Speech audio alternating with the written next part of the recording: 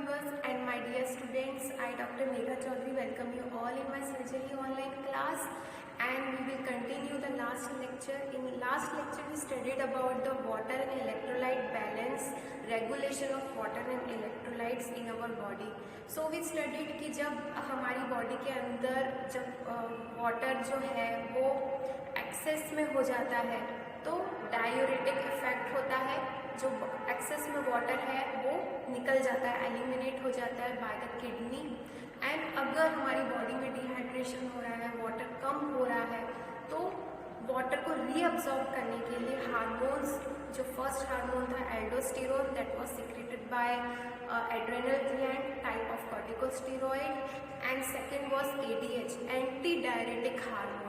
सो diuresis क्या है? जैसे हम कॉफ़ी पीते हैं, चाय पीते हैं, तो दे आर डायोरेटिक। तो डायोरेटिक क्या करता है? Elimination of water from the body through the passing of stool और urine, so that's how the water is eliminated by the diuretics. But anti diuretic effect क्या है? अब्जॉर्व करना, पानी को निकलने नहीं देना बॉडी से, रीअब्जॉर्प्शन करना। तो वो कहाँ पे होता है? किडनी में। वो हमने देखा था कि किडनी जो है इनमें नेफ्रॉन्स, जो किडनी होती है उसके बाद में जो नेफ्रॉन होती है, एंड देन इस तरीके से डिस्टल कन्वोल्यूटेड ट्यूब्यूल होता है जहाँ पे रीअब्जॉर्प्शन होता है। एंड रीअब्जॉर्प्शन क्यों होता है? जब एडीएच सिक्रीट होता है, anti diuretic hormone, and that will get bind with the 7-pass receptors and will secrete G protein intracellular fluids के अंदर। और फिर उसके बाद में एक्टिवेशन किसका होता है? वेसिकल्स। जिस वेसिकल्स के अंदर वाटर चैनल थे, वो वाटर चैनल जो होते हैं वो बाइंड हो जाते हैं एक साइड पे उन डिस्टल कन्वोल्यूटेड ट्यूब्यूल से। उन वाटर चैनल को बोलते हैं एक्वापोरिन्स। हमने देखा था एक्वापोरिन्स के थ्रू वाटर रीअब्सॉर्ब हो जाता है और इंटरस्टिशियल फ्लूइड में आ जाता है। अब इम्पॉर्टेंट बात यह है कि इंटरस्टिशियल फ्लूइड में क्यों आता है? क्योंकि इंटरस्टिशियल फ्लूइड में सॉल्यूट ज़्यादा है। So this we have studied कि जो हमारी बॉडी है, हमारी बॉडी के अंदर जो ब्लड है that is also a solvent, mixture of water and electrolytes. तो जो इलेक्ट्रोलाइट्स हैं दैट आर सॉल्यूट एंड जो वाटर है that is solvent. So solution is mixture of solvent and solutes. And जब वाटर का एक्सचेंज होता है from the higher concentration to the lower concentration to make the equilibrium. अगर ये एक हमारे पास ग्लास, अगर हमारे पास ये एक ग्लास या हमारे पास एक वेसल है, यहाँ पे सेमी परमिएबल मेम्ब्रेन है और यहाँ पे हायर कंसंट्रेशन है वाटर का, तो that will move here from higher concentration to lower concentration to maintain the equilibrium. इस मूवमेंट को, जो वाटर का मूवमेंट होता है from higher concentration to lower concentration, solvent के मूवमेंट को हम कहते हैं osmosis. So osmosis is a process where the movement of solvent occurs through the semi permeable membrane to maintain the balance outside the membrane. And diffusion में क्या है? Diffusion के अंदर सॉल्वेंट नहीं होगा, डिफ्यूजन के अंदर सॉल्यूट्स मूव करेंगे। तो जो सॉल्यूट्स, अगर ये सेमी परमिएबल मेम्ब्रेन है एंड इस साइड अगर सॉल्यूट्स हैं ये ज़्यादा है, तो then they will move from higher concentration towards the lower concentration to maintain the balance. So diffusion is a process where the movement of solutes occur from higher concentration to lower, and osmosis is a process where the movement of water occurs. Water क्या है? Solvent, from higher concentration to lower. Now the very important thing we have to understand कि reabsorption क्यों हो रहा है distal convoluted tubule के अंदर water का? क्योंकि वाटर हमेशा हायर कंसंट्रेशन से लोअर की तरफ जाता है एंड उधर जाता है जहाँ सॉल्यूट्स ज़्यादा है।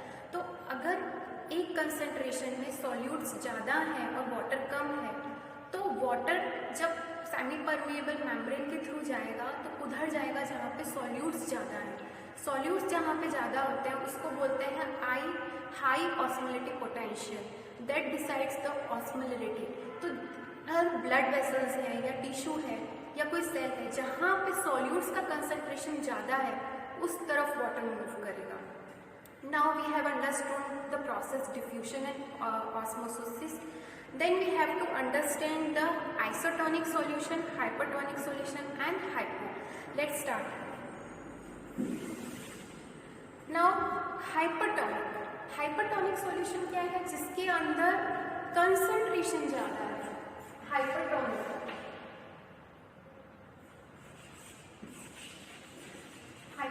के अंदर कंसंट्रेशन ज्यादा है। कंसंट्रेशन किससे बन रही है? सॉल्वेंट एंड सॉल्यूट से। तो हाइपरटोनिक के अंदर सॉल्यूट्स ज्यादा है, सॉल्यूट्स ज्यादा है और वाटर कम है। ठीक है, हाइपरटोनिक सॉल्यूशन के अंदर सॉल्यूट का कंसंट्रेशन ज्यादा है एंड वाटर का कम है। ठीक है, हाइपरटोनिक के अंदर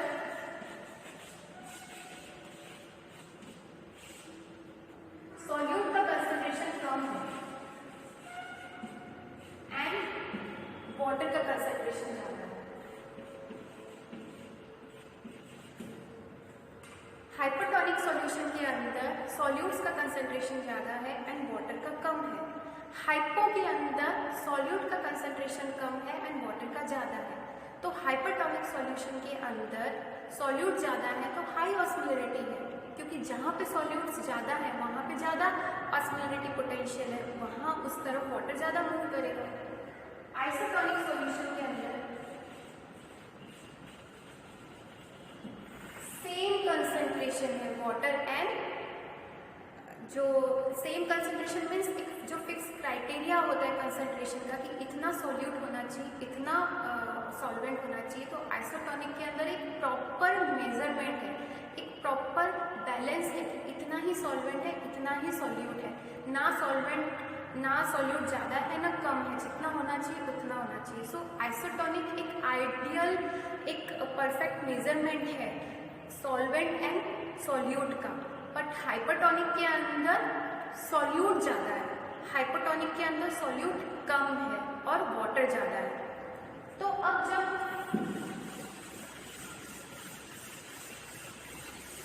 हम एक लिविंग सेल लेंगे, आरबीसी लेंगे, रेड ब्लड सेल लेंगे ऑफ ए एनिमल, अगर हम हाइपरटोनिक सॉल्यूशन में डालेंगे, दिस इज हाइपरटोनिक सॉल्यूशन जिसके अंदर सॉल्यूट्स ज़्यादा है, दिस इज सॉल्यूट्स बहुत ज़्यादा है एंड वाटर कम है। जब इसके अंदर हम सेल को डालेंगे तो इस सॉल्यूशन के अंदर सॉल्यूट ज़्यादा है और वाटर कम है, और जिधर सॉल्यूट ज़्यादा होता है उधर वाटर मूव करता है। तो जब हम इस सेल को डालेंगे, इस सेल का जो पानी है वो मूव करेगा बाहर, क्योंकि बाहर सॉल्यूट ज़्यादा है, सॉल्यूट का कंसंट्रेशन ज़्यादा है। तो सेल का जो पानी है, सेल का जो वाटर है that will come outside, so cell will shrink. This is hypertonic. So जब हाइपरटोनिक सॉल्यूशन के अंदर हम सेल को डालेंगे तो सेल का पानी बाहर आ जाएगा, क्योंकि हाइपरटोनिक सॉल्यूशन में सॉल्यूट्स ज़्यादा है, तो सेल विल गेट श्रिंक। अब हाइपरटोनिक सॉल्यूशन के अंदर सॉल्यूट्स कम है और वाटर ज़्यादा है। हाइपरटोनिक सॉल्यूशन के अंदर सॉल्यूट कम है एंड वाटर ज़्यादा है। अब जब हम इसके अंदर रेड ब्लड सेल को डालेंगे तो बाहर ज़्यादा पानी है, और पानी कहाँ मूव करता है? जहाँ पे सॉल्यूट्स ज़्यादा होते हैं उस तरफ, या फिर हायर कंसंट्रेशन से लोअर कंसंट्रेशन में। अब बाहर जो सॉल्यूशन है हाइपोटोनिक, उसके अंदर सॉल्यूट कम है एंड वाटर ज़्यादा है, एंड जो रेड ब्लड सेल हमने हाइपोटोनिक सॉल्यूशन में डाला है उसके अंदर जो वाटर है वो नॉर्मल है एंड बाहर ज़्यादा है, तो बाहर से अंदर की तरफ जाएगा। So solvent will move from the solution to the cell, cell के अंदर चला जाएगा, तो सेल क्या करेगा? स्वेल हो जाएगा। तो जब हम हाइपरटोनिक सॉल्यूशन के अंदर सेल को डालेंगे तो सेल श्रिंक करेगा, क्योंकि सेल का जो वाटर है वो बाहर की तरफ जाएगा, क्योंकि बाहर जो है वो सॉल्यूट्स ज़्यादा है। हाइपोटोनिक के अंदर जब हम सेल को डालेंगे तो सेल के अंदर पानी आ जाएगा, क्योंकि बाहर पानी ज़्यादा था, तो पानी जो होता है वो हायर कंसंट्रेशन से लोअर की तरफ जाता है। सेल के अंदर पानी कम था और बाहर ज़्यादा था, तो बाहर से जब सेल में पानी आएगा तो cell will swell. So hypertonic में जब सेल डाला, cell will swell, and hypertonic में जब डालेंगे तो cell will shrink. But isotonic solution क्या है? आइसोटोनिक सॉल्यूशन में एक फिक्स क्राइटेरिया में सॉल्वेंट एंड सॉल्यूट्स है, ना ज़्यादा ना कम, जितना होना चाहिए, जितने लेवल में, जितने परसेंटेज पे, उतने परसेंटेज में सॉल्वेंट एंड सॉल्यूट है आइसोटोनिक सॉल्यूशन के अंदर। तो जब आइसोटोनिक सॉल्यूशन के अंदर हम सेल को डालेंगे तो neither cell will swell neither it will shrink, क्योंकि सेल के अंदर जो प्रपोर्शन होना चाहिए है वाटर का उतना है, एंड बाहर भी जितना प्रपोर्शन वाटर का होना चाहिए एंड सॉल्यूट एंड सॉल्वेंट का होना चाहिए उतना है। So there will be no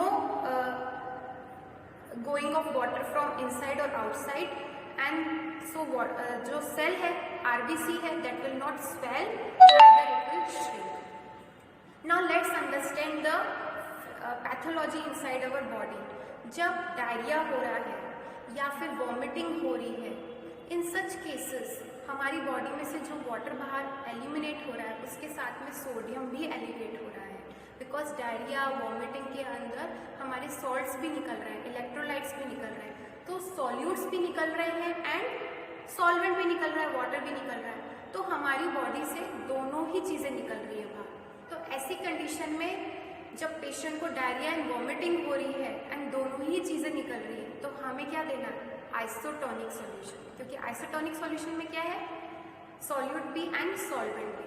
तो तब हम उसको देंगे 0.9% सलाइन वाटर, क्योंकि ऐसे केस में क्या हो रहा है? डायरिया एंड वॉमिटिंग के केस में सोडियम भी निकल रहा है, वाटर भी निकल रहा है, तो डिहाइड्रेशन होगा, ड्राई टंग होगी, सनकन आइज होंगी, देन लो बीपी होगा, क्योंकि सोडियम लेवल कम हो रहा है। एंड चेक कैसे करेंगे हम? यूरिया में सीरम कितना है, देन यूरिया में कितना सोडियम है एंड सीरम में कितना सोडियम है, ये इन्वेस्टिगेशन से पता चल जाएगा कि सोडियम एंड वाटर कितना कम हो रहा है। Then we will give 0.9% saline water. Now listen,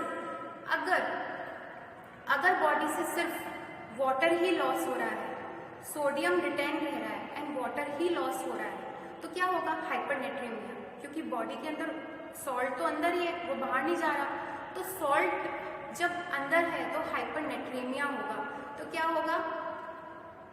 BP उतना ही रहेगा, बीपी फॉल नहीं होगा, बट वाटर लॉस हो रहा है, बॉडी से वाटर एलिमिनेट हो रहा है, तो there will be symptoms of conversion, confusion, then movement balance नहीं होगा, वर्टिगो होगा, then beside this dehydration, dry tongue, ये फीचर्स रहेंगे। तो इसमें हमें पेशेंट को क्या ट्रीटमेंट देना है? क्योंकि वाटर ही लॉस हो रहा है, सोडियम्स इलेक्ट्रोलाइट्स लॉस नहीं हो रहे, तो हमें सिर्फ वाटर देना है। तो हमें क्या करना है? इसमें 5% डेक्सट्रोज देना है पेशेंट को, उससे वाटर जो इतना लॉस हुआ है, एलिमिनेट हुआ है, वो नॉर्मल कंडीशन में